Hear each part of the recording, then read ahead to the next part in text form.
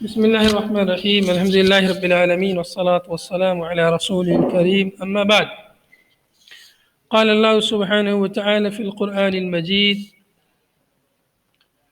يسألونك ماذا ينفقون قل ما أنفقتم من خير فللوالدين والأقربين واليتامى والمساكين یہ آیت ہو گئی ہے يسألونك عن الخمر والميسر قل فيهما إثم كبير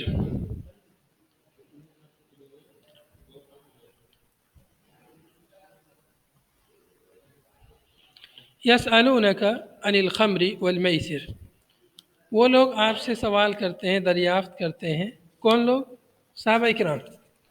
کس بارے میں؟ عن الخمر والمیسر، خمر کے بارے میں اور میسر کے بارے میں۔ خمر شراب، خمر ہر اس چیز کو کہتے ہیں جو عقل کو ڈھانپ لے۔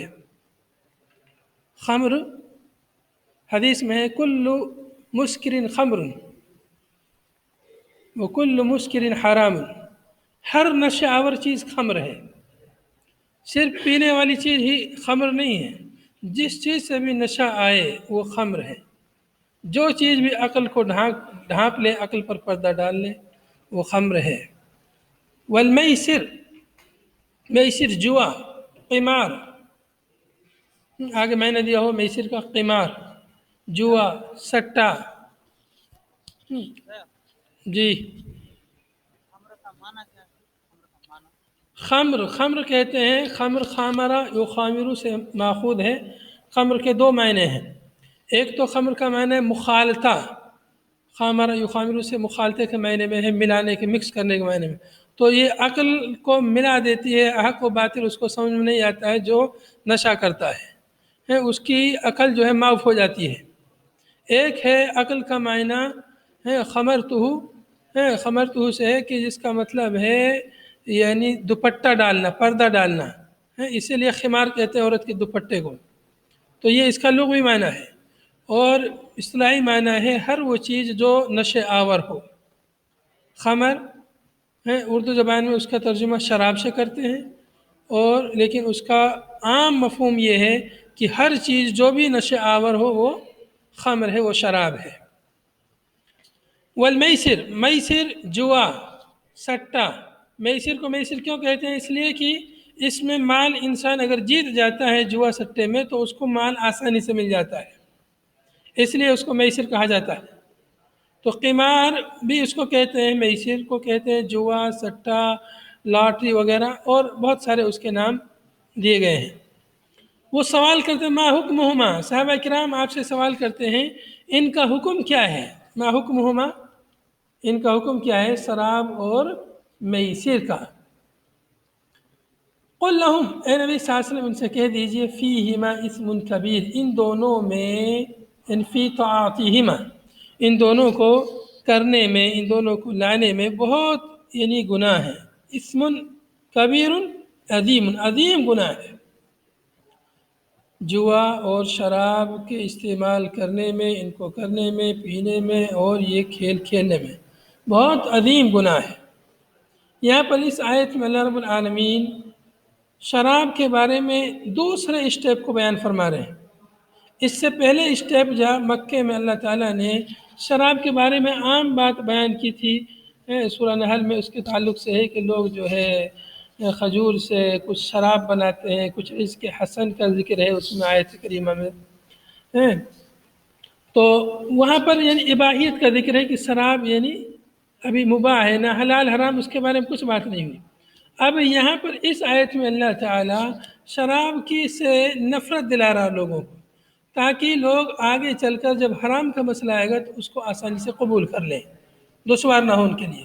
تو یہاں پر شراب کے تعلق سے یعنی اس کی کراہیت لوگوں کے دماغ میں ڈالی جا رہی ہے کہ شراب یہ یعنی بہت مکروہ چیز ہے۔ اس کے بعد میں سورہ نساء کی آیت میں اللہ تعالیٰ نے وہاں پر ایک خاص وقت میں شراب کو منع قرار دیا ہے، یعنی وَلَا تَقْرَبُوا الصَّلَاةَ وَأَنْتُمْ سُكَارَىٰ، تم نماز کے قریب بھی نہ جاؤ اس حال میں کہ تم نشے کی حالت میں ہو۔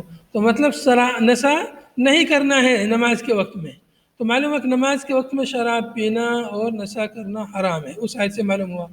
تو باقی اوقات کے لیے حرام نہیں ہوگا، لیکن دھیرے دھیرے اسٹیپ بائی اسٹیپ تدریجاً شراب کی حرمت ہو رہی، تاکہ لوگ ایک دم ڈائریکٹ ان کو حرام کہہ دیں گے جو اس کے عادی ہیں تو ان کے اوپر دشوار گزرے گا۔ تو پہلے اس کی نفرت دلائی جا رہی، جب یہ آیت کریمہ نازل ہو گئی تو بہت سارے لوگ جو ہے رک گئے شراب پینے سے، لیکن کچھ لوگ پھر بھی پی رہے تھے، اس کے عادی تھے۔ لیکن پھر اس کے بعد جب سورہ دوسری آیت نازل ہوئی، سورہ نساء کی آیت لا تقربوا الصلاۃ، تو پھر اور لوگ رک گئے، اور پھر اس کے بعد سورہ مائدہ کی آیت میں اس کی بالکل حرمت آ گئی۔ دیکھیں آگے اس کا ذکر آ رہا ہے، وفی قراءۃ بالمثلثہ، اور ایک قرأت میں اس کو مثلثہ پڑھا گیا ہے، کبیر کو مثلثہ یعنی سا کے ساتھ، اسم کثیر، قل لہم فیہما اسم کثیر، کبیر اور کثیر دونوں پڑھا گیا ہے۔ اے نبی صلی اللہ علیہ وسلم ان سے فرما دیجئے کہ ان دونوں میں بہت عظیم گناہ ہے، بہت بڑا گناہ ہے، بہت زیادہ گناہ ہے۔ کیوں؟ لما يحصل بسببهما من المخاصمة والمشاطمة وقول الفحش، اس وجہ سے کہ حاصل ہوتا ہے ان دونوں کے سبب سے مخاصمہ، آپس میں ایک دوسرے سے لڑنا جھگڑنا، والمشاطمہ ایک دوسرے کو شب و شتم کرنا، گالی دینا، وقول الفحش اور فحش بات جو ہے اس کے ذریعے سے حاصل ہوتی ہے، یعنی اس کے ذریعے سے لوگ بری باتیں کرتے ہیں، زبان پر ان کی غلط باتیں جاری ہو جاتی ہیں، اس بنا پر اس کو منع کیا گیا ہے، اس لیے اس میں گناہ ہے۔ ومنافع للناس، اور اس میں لوگوں کے لیے منافع ہیں، باللذة والفرح في الخمر وإصابة المال بلا كد في الميسر، منافع کیسے لوگوں کے لیے شراب اور میسر میں منافع لذت کے ذریعے، جو آدمی شراب پیتے ہیں اسے لذت آتی ہے شراب پینے میں، اسے خوشی محسوس ہوتی ہے، والفرح ہے، اور اسے خوشی سی محسوس ہوتی ہے وقتی طور پر خمر میں، اسی لیے وہ اس کو بار بار پیتا ہے، اس کو وہ عادی ہو جاتا ہے۔ وإصابة المال بلا قد، بغیر کسی مشقت کے، بغیر کسی تکلیف کے اس کو مال ملتا ہے، بلا قد یعنی بغیر کسی مشقت کے، بغیر کسی پریشانی کے، فی المیسر، میسر میں یعنی جوا میں، جوا اور سٹے میں اس کے لیے مال بغیر کسی محنت مشقت کے مل جاتا ہے اگر وہ جیت جاتا ہے۔ تو اس طرح سے یہ ایک طرح سے منافع ہے، بظاہر وقتی طور پر یہ ایک منافع ہے، لیکن نقصان بھی ہو جاتا ہے، ہار گیا تو پورا مال چلا گیا، نقصان بھی ہے اس میں۔ شراب میں نقصان بھی ہے، دیکھیے اگر شراب عقل معاف ہو گئی انسان مر بھی سکتا ہے، اس پوری زندگی سے ہاتھ دھو بیٹھ سکتا ہے، تو منافع بھی ہیں، لیکن منافع سے زیادہ اس کے نقصانات ہیں۔ جی کیا فرما رہے ہیں؟ شرط لگانا جائز نہیں ہے، میچ لگانا دونوں طرف سے پیسہ رکھنا کہ میں اتنا پیسہ دے رہا ہوں، میں اتنا پیسہ دے رہا ہوں، جو جیتے گا وہ پورا پیسہ لے لے گا، یہ شرط، یہ بھی جواہی کی قسم ہے، یہ بھی جواہی کی قسم ہے۔ دوسرا شخص کوئی ان کے لیے انعام دے سکتا ہے، جو لوگ کھیل رہے ہیں دونوں فریقیں میں سے کوئی جو ہے نہیں پیسہ نہیں رکھے گا دونوں فریق میں سے، لیکن کوئی تیسرا شخص ان کے لیے پیسہ رکھ سکتا ہے کہ جو جیتے گا اس کے لیے میں اتنا پیسہ دوں گا، اس کے لیے میں اتنا انعام دوں گا، لیکن جو فریقین ہیں وہ نہیں، پیسہ نہیں دیں گے۔ وَإِثْمُهُمَا أَيْ مَا يُنْشَأُ عَنْهُمَا مِنَ الْمَفَاسِدِ، جو ان سے مفاسد پیدا ہوتے ہیں، اور ان دونوں کا گناہ یعنی ان سے جو مفاسد پیدا ہوتے ہیں شراب سے اور میسر سے، اکبر اعظم من نفعہما، یہ مفاسد زیادہ ہیں، عظیم ہیں ان کے نفع سے، جو نفع ہے یہ کم ہے لیکن اس نفع سے زیادہ اس کے مفاسد ہیں، اس کے نقصانات ہیں شراب کے اور میسر کے، پورا معاشرہ اور سماج اس کی وجہ سے تباہ و برباد ہو جاتا ہے۔ صرف وہ آدمی نقصان نہیں اٹھاتا جو شراب پیتا ہے یا جو جوا کھیلتا ہے، بلکہ ان کی وجہ سے دیگر لوگوں کو بھی تکلیف اور پریشانیوں کا سامنا کرنا پڑتا ہے۔ جس آدمی نے شراب پی، نشہ کر لیا، اس کے بعد وہ دوسروں کو گالی دے رہا ہے، دوسروں کے ساتھ زیادتی کر رہا ہے، کسی کو قتل کر دے رہا ہے، تو پورے سماج کو وہ نقصان پہنچاتا ہے، اور پھر دھیرے دھیرے اس کو دیکھ دیکھ کے لوگ اور دوسرے لوگ بھی ان کے عادی ہو جاتے ہیں۔ جو لوگ جوا سٹہ کھیلتے ہیں وہ خود اکیلے نہیں کھیلتے، وہ اور سارے لوگوں کو اس کی طرف رغبت دلاتے ہیں، دوسرے لوگوں کو بھی راغب کرتے ہیں اور دوسرے لوگوں کو بھی خراب کرتے ہیں، تو اور پھر اگر وہ ہار جائیں تو کبھی کبھی لڑائی جھگڑا فساد کر دیتے ہیں، جیت جائیں تو بھی وہ فساد کرتے ہیں، وہ حرام کا مال ہوتا ہے، فری میں بغیر محنت آتا ہے، پھر اس کو غلط جگہ میں خرچ کرتے ہیں۔ تو اس طرح سے مفاسد ہی مفاسد ہیں، نفع اس کا بہت کم ہے لیکن مفاسد زیادہ ہیں۔ کچھ لوگوں کو نفع ہے، کچھ لوگ اس کی تجارت کرتے ہیں، بزنس کرتے ہیں، پیسہ کماتے ہیں، کچھ لوگوں کو اس طرح نفع ہوتا ہے، لیکن ان کی کمائی حرام کی ہو جاتی ہے، جس کی وجہ سے وہ پھر حرام کھاتا ہے، اس کی اولاد حرام کھاتی ہے اور اس حرام کمائی کا اس کے اوپر اثر ہوتا ہے۔ اس طرح سے اس کے مفاسد زیادہ ہیں۔ ولما نزلت، جب یہ آیت کریمہ نازل ہوئی، شربها قوم وامتنع آخرون، کچھ لوگوں نے شراب پی، اس کے باوجود بھی جب یہ آیت نازل ہو گئی اس کے بعد کیونکہ ممانعت نہیں ہے، یہ فرمایا ہے کہ اس میں جو ہے فیہما اسم کبیر، ان دونوں میں بہت بڑا گناہ ہے اور فائدہ بھی ہے، لیکن ان کا گناہ یعنی ان کا مفاسد زیادہ ہے۔ تو حرمت کی بالکل وضاحت نہیں اس آیت میں، اس لیے کچھ لوگ پیتے رہے اور کچھ لوگ جو ہے وامتنع آخرون، اور کچھ دوسرے لوگ رک گئے شراب پینے سے کہ اس میں گناہ ہے تو کیوں پیے ہم اس کو۔ الی ان حرمتها آیت المائدہ، یہاں تک کہ سورۃ المائدہ کی آیت نے اس کو حرام قرار دیا، بالکل واضح طور پر ان دونوں چیزوں کو حرام ٹھہرایا سورہ مائدہ کی آیت نے۔ تو اس طرح سے شراب مکمل طور پر حرام ہو گئی۔ جی کیا فرما رہے ہیں؟ جی کہہ رہا ہوں کہ بغیر محنت سے پیسہ آتے ہیں، وہ جوا ہے، تو جو لوگ میچ کھیلتے ہیں کرکٹ والی بال وغیرہ، تو پیسہ لگاتے ہیں تو وہ کیسے؟ حرام ہے، پیسہ لگاتے ہیں، میچ کھیلتے ہیں، مطلب کچھ دونوں ٹیم پیسہ لگاتی ہے اور ایک ٹیم پورا پیسہ لے لیتی ہے، وہی کہہ رہے ہیں نا؟ شاید اس طرح انٹری فی جمع کرتے ہیں ہر ایک ٹیم، 500 یا 1000 یا کچھ بھی ہو، اس کے بعد جو ٹیم وہ ٹیم جیتتا ہے ان کو انعام دیا جاتا ہے اور باقی کو نہیں دیا جاتا ہے۔ دیکھیے اگر وہ انٹری فیس اس لیے ہے کہ اس سے انعام دیا جائے تب تو جائز نہیں ہے، اور اگر وہ انٹری فیس مطلب مینیج کرنے کے لیے ہے تب تو درست ہے، لیکن وہ انٹری فیس کے ذریعے ان لوگوں پر انعام تقسیم کیا جائے کھیلنے والوں پر، تب وہ جائز نہیں ہے۔ سمجھ گئے؟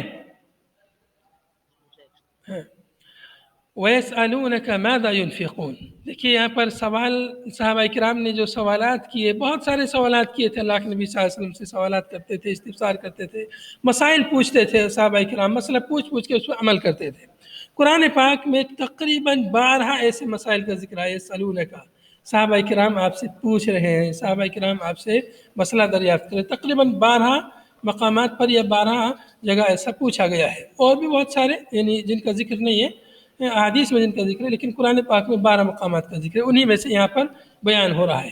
وَيَسْأَلُونَكَ مَاذَا يُنْفِقُونَ، اور وہ آپ سے سوال کرتے ہیں کہ کیا خرچ کریں، یعنی ما قدرہ، اس کی مقدار کیا ہو جس کو ہم خرچ کریں۔ پیچھے بھی سوال گزرا ہے ایسا ہی، وَيَسْأَلُونَكَ مَاذَا يُنْفِقُونَ قُلْ مَا أَنفَقْتُم مِّن خَيْرٍ، وہاں پر اس طرح اس کا جواب ہے، یہاں پر قُلِ الْعَفْوَ ہے، تو اس کے جواب سے سمجھ میں آ رہا ہے کہ ماذا ينفقون سے یہاں کیا مراد ہے، اور وہاں پر ماذا ينفقون سے کیا مراد تھا۔ پیچھے جو سوال گزرا ہے وَيَسْأَلُونَكَ مَاذَا يُنْفِقُونَ قُلْ مَا أَنفَقْتُم مِّن خَيْرٍ، تو وہاں پر کیا خرچ کرنا ہے اور کہاں خرچ کرنا ہے، اور یہاں پر کتنا خرچ کرنا ہے، اس بارے میں سوال ہے۔ ماذا ينفقون ای ما قدرہ، اس کی مقدار کیا ہے۔ قل، اے نبی صلی اللہ علیہ وسلم ان سے فرما دیجئے، انفقوا العفو، عفو خرچ کرو، کیا کرو؟ عفو، درگزر، لیکن یہاں پر عفو کا معنی کیا ہے؟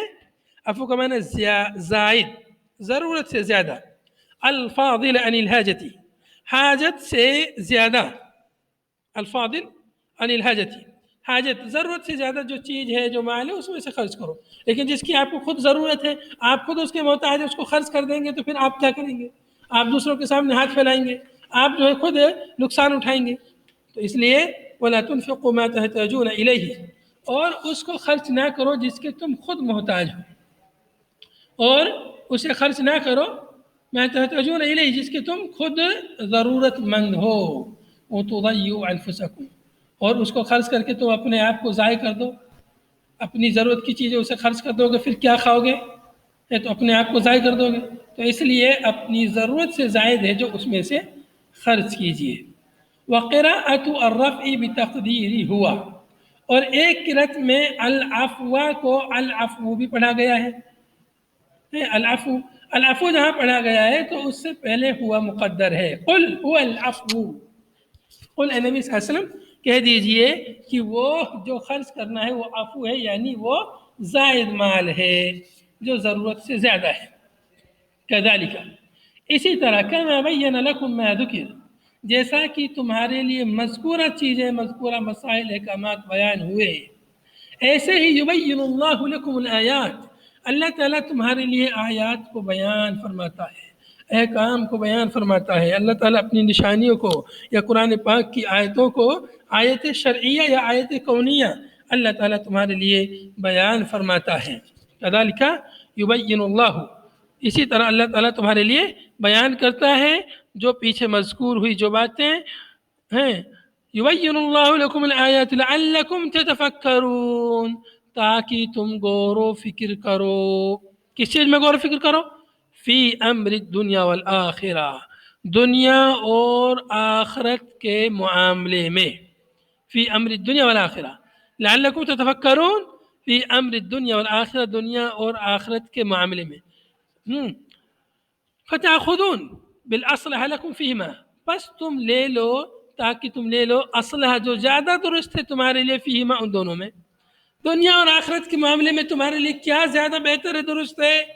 دنیا میں تمہارے لیے زیادہ درست وہ ہے جو چیز حلال ہے، جو چیز جائز ہے ان کو لے لو۔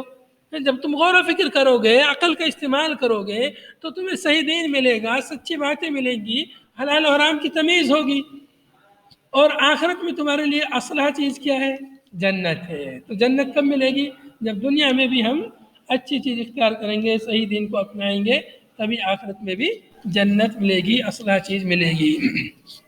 تو اللہ تعالیٰ ان تمام مسائل کو ہمارے لیے کیوں بیان فرما رہا ہے؟ تاکہ تم غور کر لو، سمجھ لو، تفکر کر کے جو ہے درست بات کو اپنا لو، دنیا اور آخرت کے معاملے میں غور و فکر کر کے صحیح بات کو اپنا لو۔ فی الدنیا والآخرہ، یہ اگلی آیت کا جز ہے، فی الدنیا والآخرہ یہ اگلی آیت کا حصہ ہے، لیکن اس کا مفہوم جو ہے اسی آیت سے جڑا ہوا، لعلکم تتفکرون فی الدنیا والآخرہ، اس لیے کہ آگے جو بات آ رہی ہے وہ اس سے متعلق نہیں ہے۔ لیکن پھر آیت یہیں پر کیوں ختم ہوئی، یہاں پہ کیوں نہیں ختم کر دی فی الدنیا والآخرہ؟ اس لیے کہ یہاں پر آیت لعلکم تتفکرون پچھلی آیتوں کے جیسے اس کی آواز ہے، اس لیے یہاں پر لعلکم تتفکرون پر آیت ختم کر دی گئی ہے۔ یہاں پہ نون کی آواز ہے، پیچھے میم کی آواز تھی، اور اس کے بعد میں بھی جو ہے، اس کے پہلے بھی جو ہے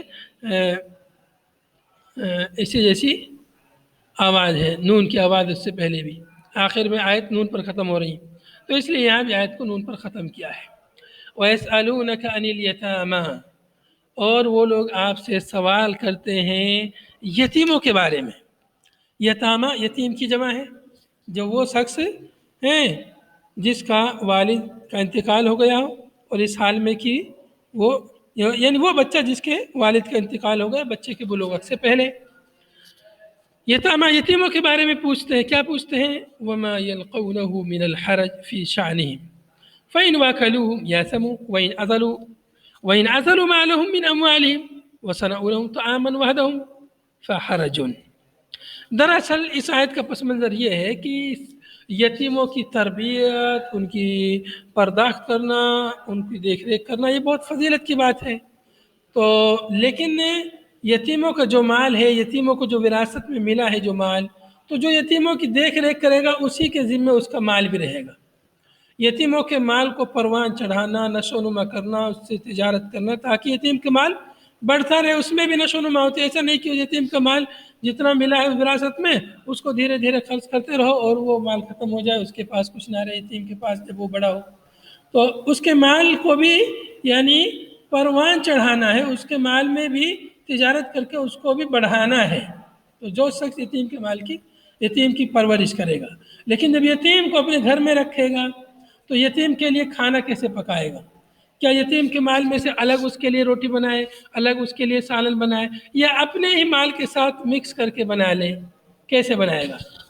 تو اس تعلق سے صحابہ اکرام کو یعنی حرج محسوس ہوا کہ اگر ہم ان کا مال ملا کر کھائیں گے تو ہم اس وعید کے مستحق ہو جائیں گے جو دوسری آیت میں ہے کہ تم یتیموں کے مال کو ملا کر نہ کھاؤ ہیں۔ تو اس لیے صحابہ کرام کو حرج محسوس ہوا کہ ان کے مالوں کو ملا کر ہم کھاتے ہیں، حالانکہ وہ اتنا لیتے تھے جتنے یتیم کے مال کی ضرورت ہے. لیکن اگر کسی شخص کے 5 بچے ہیں اور اس کی کفالت میں ایک یتیم بچہ ہے، اب اپنے مال میں سے بھی آدھا لیتا ہے پکانے کے لیے، اس کے مال میں سے بھی آدھا لیتا ہے، تو یہ اس کے مال کو کھانا ہے. بھائی اس کے مال میں سے اتنا لیجئے جتنا ایک آدمی کا حق بنتا ہے. گھر میں 5 افراد کا کھانا بن رہا ہے اور ایک وہ ہے، تو اس کے میں سے تھوڑا لیجئے، تو اتنا سمجھ جائیے اس کو کہ اس میں سے ایک کا کتنا حق بنتا ہے. یہ نہیں کہ اس کا زیادہ لو اور ملا کر کے اسے کھا جاؤ، تو یہ اس کی ممانعت ہے. تو دیکھیے وہ یتیموں کے بارے میں آپ سے سوال کر رہے ہیں، دریافت کر رہے ہیں. صحابہ کرام مطلب جو مسئلہ انہیں لگتا ہے کہ یہ ہم کچھ غلط تو نہیں کر رہے ہیں، کچھ غلط تو ہم سے نہیں ہو رہا، وہ اسے پوچھتے تھے، دریافت کرتے تھے اس مسئلے کو. وما يلقونه من الحرج في شأنهم، اور جو ان کو حرج محسوس ہوتا تھا ان کی شان میں، یعنی یتیموں کے تعلق سے جو انہیں حرج محسوس ہو رہا تھا. فَإِنْ وَاكَلُوهُمْ، اگر ان کے مال کو ملا کر کے وہ کھائیں گے، یا سمو تو گنہگار ہوں گے، ایسا وہ سوچنے لگے. ان کے مال کو ملا کر کے اپنے مال میں ملا کر کے کھائیں گے، خود بھی کھائیں گے، یتیم کو بھی کھلائیں گے، لیکن ملا کر کے کھائیں گے، تو انہوں نے سوچا کہ یہ تو گناہ کا کام ہے.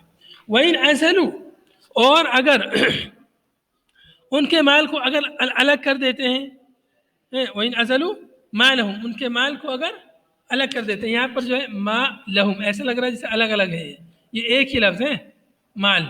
اور اگر ان کے مال کو الگ کر دیں، من اموالہم، اپنے اموال سے، وَصَنَعُوا لَهُمْ طَعَامًا وَاحِدًا، اور ان کے لیے الگ سے کھانا بنائیں، ان کے لیے کھانا الگ سے بنائیں. فَحَرَجٌ، تو یہ بھی حرج کی بات ہے، دقت پریشانی کی بات ہے.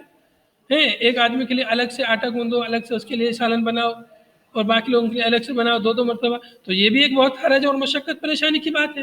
اور ملا کر کھائیں تو گنہگار ہوں گے، تو یہ 2 پریشانی کی بات بن گئی ان کے لیے. تو انہوں نے پوچھا اس تعلق سے کیا کریں. اللہ تعالیٰ نے آیت نازل فرمائی، قل لہم، اے نبی صلی اللہ علیہ وسلم کہہ دیجئے، اصلاح لہم فی اموالہم، ان کے لیے ان کے اموال میں اصلاح، ان کے اموال میں درستگی، ان کے اموال میں مصلحت کی رعایت کرنا ہے. ان کے اموال میں قل اصلاح لہم خیر، بہتر ہے. اصلاح لہم، ان کے لیے مصلحت کی رعایت کرنا. کس چیز میں ان کے لیے مصلحت ہے؟ الگ بنانے میں مصلحت ہے، ایک ساتھ بنانے میں مصلحت ہے، یہ ان کے لیے بہتر ہے. بتنمیتها ومداخلتکم، یعنی ان کے اموال کو نمو چڑھا کر، ان کے اموال کو پروان چڑھا کر، ان کے مالی اضافے کے ساتھ، اور مالی اضافے کے ساتھ تمہارا دخل انداز ہونا، مداخلتکم، اور تمہارا دخل انداز ہونا، یا تمہارا اپنے اموال کو ان کے اموال کے ساتھ ملا کر کے، تاکہ ان کا مال بھی بڑھے تمہارے مال کے ساتھ. تو یہ کیا ہے؟ مصلحت ہے اس میں یتیم کے مال کی مصلحت ہے یتیم کے لیے اس میں، کہ اگر یتیم کے مال کو آپ نے اپنی تجارت کے ساتھ ملا لیا اور آپ نے اس کا حساب رکھا کہ یتیم کا مال اتنا % ہے، تو اس سے کیا ہوگا کہ جو منافع ہوگا اس منافع کا اتنا ہی % آپ یتیم کا مال میں ڈال دیجئے کہ یہ یتیم کے مال میں اتنا % اضافہ ہوا ہے. تو ایسا کرنا کیا ہے؟ اس میں یتیم کی مصلحت ہے، ایسا کرنے میں کوئی حرج نہیں، یہ تو اچھی بات ہے. قل، اے نبی صلی اللہ علیہ وسلم کہہ دیجئے، اصلاح لہم خیر، ان کے لیے اصلاح یعنی مصلحت بہتر ہے، جس میں ان کی لیے مصلحت ہو، مصلحت کی رعایت ہو، بہتری ہو، وہ بہتر ہے. من ترک ذالک، اس کو ترک کرنے سے. کوئی آدمی ترک کر دے، اس کے مال کو ایک طرف رکھ دے، اس کے مال کو چھوئے نہیں، بولے کہ اس کو مال کو چھوؤں گا، اپنے مال کے ساتھ ملاؤں گا تو گناہ ہو جائے گا، اور اس کا مال رکھا رہے اور دھیرے دھیرے وہ مال ختم ہو جائے، خرچ ہو جائے، دھیرے دھیرے اس یتیم ہی پر خرچ ہو جائے وہ مال، تو یہ اچھا نہیں ہے. بلکہ اس کے مال کو اپنے اس مال کے ساتھ ملا کر کے تجارت کیجیے، تاکہ اس کا مال بھی بڑھے، اس کے مال میں بھی اضافہ ہو. تو اس میں یتیم کی مصلحت ہے، تو ایسا کرنا چاہیے، یہ اچھی بات ہے، خیر ہے یہ. وَإِن تُخَالِطُوهُمْ، اور اگر تم ان کے اموال کو ملا لیتے ہو، خلط ملط کر لیتے ہو، ای تخلطوا نفقتهم بنفقتکم، یعنی ان کے اس یتیموں کے اخراجات کو، ان کے نفقات کو اپنے نفقات کے ساتھ ملا لو، اپنے کھانے پینے کے ساتھ، اوڑھنے پچھونے کے ساتھ ملا کے رکھ لو، تو اس میں کوئی حرج نہیں ہے. آٹا پسانے جا رہے ہیں، اب یتیم کے لیے الگ آٹا پسائیں، اپنے لیے الگ آٹا پسائیں، ایسا نہیں ہے. اس کے لیے ایک ساتھ پسا لو، تھوڑا بہت تھوڑا بہت اگر معمولی اگر تم نے پوری کوشش کی یتیم کے مال کو نہ کھانے کی، آگے پیچھے ہوتا ہے تو کوئی مسئلہ نہیں اس میں، لیکن تم اپنے طور پر پوری احتیاط برتو کہ میں یتیم کا مال کچھ نہیں کھاؤں گا، چاہے میرا مال وہ کھا لے۔ فَإِخْوَانُكُمْ، اگر تم ان کے مالوں کو ملا لیتے ہو تو وہ تمہارے بھائی ہیں۔ فَإِخْوَانُكُمْ، وہ بھی تمہارے فَهُمْ إِخْوَانُكُمْ فِي الدِّينِ، وہ بھی تمہارے دینی بھائی ہیں۔ وَمِنْ شَأْنِ الْأَخِ، اور بھائی کی شان کیا ہے؟ أَن يُخَالِطُ أَخَاهُ، بھائی کے ساتھ خلط ملط ہوتا ہے، اس کے ساتھ جو ہے مل جل کر رہتا ہے، اس کے ساتھ مل جل کر کھاتا پیتا ہے، تو یہ بھائی کی شان ہے۔ أي فَلَكُمْ ذَلِكَ، یعنی یہ تمہارے لیے جائز ہے۔ فَلَكُمْ ذَلِكَ، ایسا کرنا تمہارے لیے جائز ہے، درست ہے، اس میں کوئی حرج نہیں ہے۔ ان کے مالوں کو ملا کر کے، ان کے کھانے پینے کو، ان کے نفقات کو اپنے نفقات کے ساتھ ملا کر کے کھاتے پیتے ہو تو اس میں کوئی حرج کی بات نہیں ہے۔ وَاللَّهُ يَعْلَمُ الْمُفْسِدَ لِأَمْوَالِهِ، اللہ تعالیٰ جانتا ہے مفسد کو، جو ان کے اموال میں بگاڑ پیدا کر رہا ہے، ان کے اموال کو مختلف طریقوں سے جو کھا رہا ہے، ان کے مالوں کو جو برباد کر رہا ہے، اللہ تعالیٰ جانتا ہے۔ بمخالطتہ، مخالطہ کے ذریعے جو ان کے اموال کو بگاڑ رہا ہے، اللہ کو معلوم ہے۔ کچھ لوگ کیا کہتے ہیں، یعنی اس کے مال میں سے آدھا مال لیا، اپنے مال میں سے آدھا لیا، اب کھا رہے ہیں، بولے کہ دیکھو یتیم کا مال ہے، آدھا اس کا آدھا میرا، ہم اس میں کیا حرج ہے؟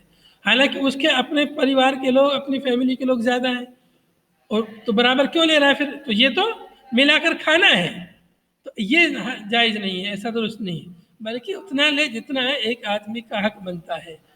جیسے 5-6 لوگ ہیں، ان میں سے ایک یتیم کا یا 2 یتیم ہیں، تو ان کے اموال کا کتنا خرچ بنتا ہے اس میں اندازے سے لے لیں۔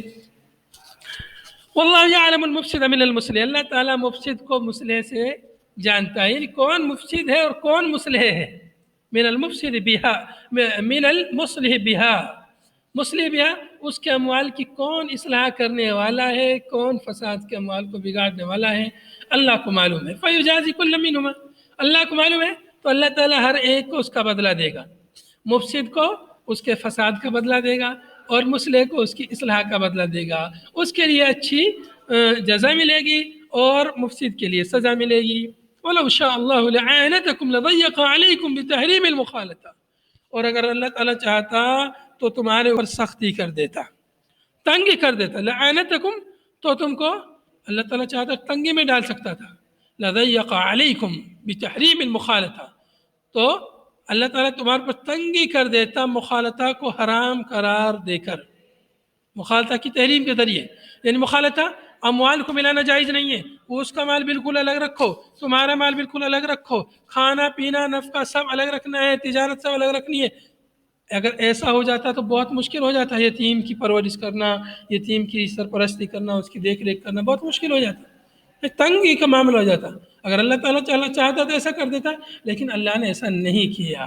ان اللہ عزیز غالب علی امرہ، اللہ تعالیٰ عزیز ہے، اپنے امر پر غالب ہے، حکیم فی صنعہ، اللہ تعالیٰ اپنی کاریگری میں حکیم ہے، حکمت والا ہے۔ آگے فرمایا وَلَا تَنْكِحُوا الْمُشْرِكَاتِ حَتَّى يُؤْمِنَّ، وَلَا تَنْكِحُوا اے لا تتزوجوا ایھا المسلمون، اے مسلمانوں تم شادی نہ کرو مشرکہ عورتوں سے۔ لا تنکحوا، مخاطب کون ہے؟ مسلمان مرد مخاطب ہے۔ اے مسلمانوں تم شادی نہ کرو مشرکہ عورتوں سے، ایک کافر عورتوں سے شادی نہ کرو، حتی یؤمنن، یہاں تک کہ وہ ایمان لے آئیں۔ ولا امۃ مؤمنۃ خیر من مشرکۃ، اور مومنہ لونڈی بہتر ہے مشرکہ حرہ سے۔ ایک مشرکہ آزاد عورت ہے، اس سے بہتر ہے ایک لونڈی جو کہ آزاد نہیں ہے لیکن مومن ہے۔ مومنہ لونڈی بہتر ہے مشرکہ آزاد عورت سے۔ مشرکہ عورت ہے، آزاد عورت ہے، حسب نسب والی ہے، مال والی ہے، جمال والی ہے، اس سے بہتر ہے ایک لونڈی عورت، ایک لونڈی مسلمان عورت اس سے بہتر ہے۔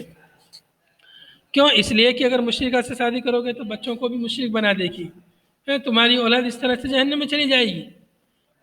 تو چونکہ بچہ ماں سے زیادہ اثر لیتا ہے، تو اس لیے مشرکہ سے بہتر ہے مومنہ عورت۔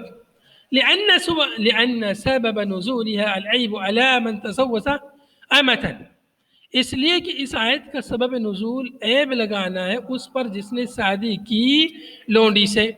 کسی شخص نے امت سے لونڈی سے شادی کر لی تو اس پر لوگوں نے عیب لگایا کہ دیکھو ارے تمہارے لیے آزاد عورت نہیں تھی, دیکھو فلاں عورت ہے اس سے شادی کر لو وہ آزاد ہے. مشرکہ عورت کی طرف انہوں نے رغبت دلائی تو وہ ترغیب ہو اور اس کی رغبت دلائی فی نکاح حرۃ مشرکہ, مشرکہ حرہ عورت کے سے نکاح کرنے کی اسے رغبت دلائی. تو یہ آیت نازل ہوئی کہ دیکھو مومنہ لونڈی بہتر ہے مشرکہ آزاد عورت سے, ولو اعجبتکم, گرچہ کہ یہ مشرکہ عورت تمہیں اچھی لگے, لجمالہا و مالہا, اس کے جمال کی وجہ سے, اس کے حسن و جمال اور اس کے مال کی وجہ سے, بہت مالدار ہے, بہت جمال والی ہے, سب نسب والی ہے, لیکن مشرکہ ہے, کافرہ ہے, تو اس سے بہتر مومنہ لونڈی ہے, اس سے شادی کر لو. وَهَذَا مَخْصُوصٌ بِغَيْرِ الْكِتَابِيَّاتِ, یہ جو حکم ہے یہ غیر کتابی عورتوں کے ساتھ مخصوص ہے, چونکہ اہل کتاب کی جو عورتیں ہیں, اہل کتاب کی عورتیں ہیں, ان کے ساتھ ان سے نکاح کر سکتے ہیں اہل کتاب کی عورتوں. تو ان کی تخصیص آئی ہے دوسری آیت میں, سورہ مائدہ کی آیت ہے وَالْمُحْصَنَاتُ مِنَ الَّذِينَ أُوتُوا الْكِتَابَ, والمحصنات من الذین اوتوا الکتاب. اس آیت جو اہل کتاب کی جو عورتیں ان سے شادی کرنے کی اس آیت میں یعنی صراحت موجود ہے. اس لیے اہل کتاب یعنی یہود و نصارہ کی عورتوں سے شادی کرنا جائز ہے, لیکن نہ کرنا افضل ہے. ان سے بھی شادی نہ کرنا افضل ہے, بہتر ہے, ان سے بھی بچا جائے. لیکن اگر کوئی کرنا چاہے تو جائز ہے, جائز ہے, لیکن نہ کرنا اولا ہے, بہتر ان سے بھی. اور ایسے ہی تو یہ تو حکم ہو گیا مشرکہ عورت کے بارے میں. تو مخاطب کون یہاں پر؟ لا تنکحوا, تم شادی نہ کرو مشرکہ عورتوں سے. اور اب یہاں پر ہے ولا تنکحوا المشرکین حتی یؤمنوا, اور تم شادی نہ کرو, یعنی یہاں پر اب مخاطب ہے اولیاء امور, لڑکیوں کے سرپرست مخاطب ہے. لا تنکحوا, تم لڑکیوں کی اپنی لڑکیوں کی شادی نہ کرو مشرکین مردوں سے, اے الکفار, ان کفار سے, المؤمناتی, مومنہ عورتوں کی, اپنی مومنہ عورتوں کی, مومنہ بچیوں کی, لڑکیوں کی شادی کفار سے نہ کرو. تو یہاں پر دیکھیے ولا تنکحوا, تم اپنی شادی نہ کرو, یہاں پر ہے تم ولا تنکحوا, تم دوسرے کی شادی نہ کرو. معلوم ہوا کہ اپنی شادی کرنے کے لیے مرد کو ولی کی ضرورت نہیں ہوتی ہے. اور یہاں پر ولا تنکحوا, چونکہ عورت کی شادی اس کا ولی کرتا ہے, تو اس لیے اس کے اولیاء امور مخاطب ہے تم اپنی عورتوں کی شادی, مومنہ عورتوں کی شادی مشرکین مردوں سے نہ کرو. عورت مخاطب نہیں ہے کہ تم عورتیں اپنی شادی یعنی مشرک مردوں سے نہ کرو, بلکہ مرد مخاطب ہیں کہ تم اپنی عورتوں کی شادی مشرک مردوں سے نہ کرو. حتیٰ یؤمنوا, حتیٰ کوئی ایمان لے آئے, ایمان اگر لے آتے ہیں تو ان سے ان کی شادی کر دو, کوئی حرج نہیں ہے. پھر وَلَعَبْدٌ مُؤْمِنٌ خَيْرٌ مِّن مُشْرِكٍ, اور اس سے بہتر ہے مشرک سے کسی غلام سے شادی کر دو اپنی بہتر کی. وَلَعَبْدٌ مُؤْمِنٌ خَيْرٌ مِّن مُشْرِكٍ, عبد مومن غلام بہتر ہے مشرک سے. وَلَوْ أَعْجَبَكُمْ لِمَالِهِ وَجَمَالِهِ, گرچہ کہ مشرک مرد تمہیں اچھا لگے اس کے مال اور اس کے جمال کی وجہ سے, بہت ہینڈسم ہے, بہت مالدار ہے, اچھا لگ رہا ہے, لیکن مشرک ہے, شرک کرتا ہے, تو اس لیے اس کو اپنی بیٹی نہ دو. اولئک ای اہل الشرک, شرک, یہی اہل شرک, یہ مشرکین لوگ یدعون الی النار, یہ لوگ نار کی طرف, جہنم کی طرف بلاتے ہیں. یہی لوگ یعنی مشرکین لوگ جہنم کی طرف بلاتے ہیں بدعائہم الی العمل, یعنی ان کے بلانے کی وجہ سے ایسے عمل کی طرف جو جہنم کا موجب ہے. الموجب لہا یعنی لہا للنار, جو جہنم میں لے جانے والے اعمال, ایسے عمل کی طرف مشرک لوگ بلاتے ہیں. فلا تلیکم مناکحتہم, لہذا تمہارے لیے یہ مناسب نہیں ہے کہ تم ان سے مناکحہ کرو, ان کے ساتھ ایک دوسرے کے ساتھ تم شادی بیاہ کرو, نکاح کرو, ان کے لیے اپنی لڑکی دو یا ان کے لیے اپنا لڑکا دو, یہ تمہارے لیے جائز نہیں ہے. واللہ یدعو علی لسان رسولہ، اور اللہ تعالیٰ اپنے رسول کی زبانی تمہیں بلا رہا ہے، تمہیں دعوت دے رہا ہے الی الجنہ، جنت کی طرف، اور مغفرت کی طرف، ای العمل المؤجب لہما، یعنی ایسے عمل کی طرف اللہ تعالیٰ تمہیں بلا رہا ہے جو کہ جنت اور مغفرت کو واجب قرار دیتے ہیں، جو عمل الموجب لہما جو کہ سبب ہے جنت اور مغفرت کے، بِإِذْنِهِ اے بِإِرادَتِ، اللہ کے اذن اور ارادے سے، فَتَجِبُ إِجَابَتُهُ بِتَزْوِيزِ أَوْلِيَائِهِ، لہذا واجب ہے اس کی بات کو، اس کی دعوت کو قبول کرنا، کیسے؟ بِتَزْوِيزِ أَوْلِيَائِهِ، اللہ تعالیٰ کے اولیاء سے شادی کر کے، بتزویج اولیاء، اللہ کے اولیاء یعنی مومنین، اس لیے اپنی بچیوں کو، اپنی لڑکیوں کو، اپنی عورتوں کو مومن مردوں کے لیے دو، اور اپنے لڑکوں کی یا اپنی شادی مومنہ عورتوں سے کرو۔ تو اولیاء یہ اللہ کے مومن بندے اولیاء اللہ کے ہوتے ہیں، تو ان سے شادی کر کے اللہ کی اس دعوت کو قبول کرو، اللہ کی اس بات کو مانو۔ وَيُبَيِّنُ آیَاتِهِ لِلنَّاسِ، اور اللہ تعالیٰ اپنی آیتوں کو لوگوں کے لیے بیان فرماتا ہے، لَعَلَّهُمْ يَتَذَكَّرُونَ يَتَّعِظُونَ، تاکہ وہ لوگ نصیحت حاصل کریں، لَعَلَّهُمْ يَتَّعِظُونَ، وہ موعظت حاصل کریں، نصیحت حاصل کریں۔ معلوم ہوا کہ مشرکین مردوں سے شادی کرنا جائز نہیں ہے، مشرکات عورتوں سے بھی شادی کرنا جائز نہیں ہے۔ هذا وصلی اللہ وسلم علی نبینا محمد وعلى آلہ وصحبہ اجمعین، سبحانک اللہم وبحمدک، نشہد ان لا الہ الا انت، نستغفرک ونتوب الیک، والسلام علیکم ورحمۃ اللہ وبرکاتہ۔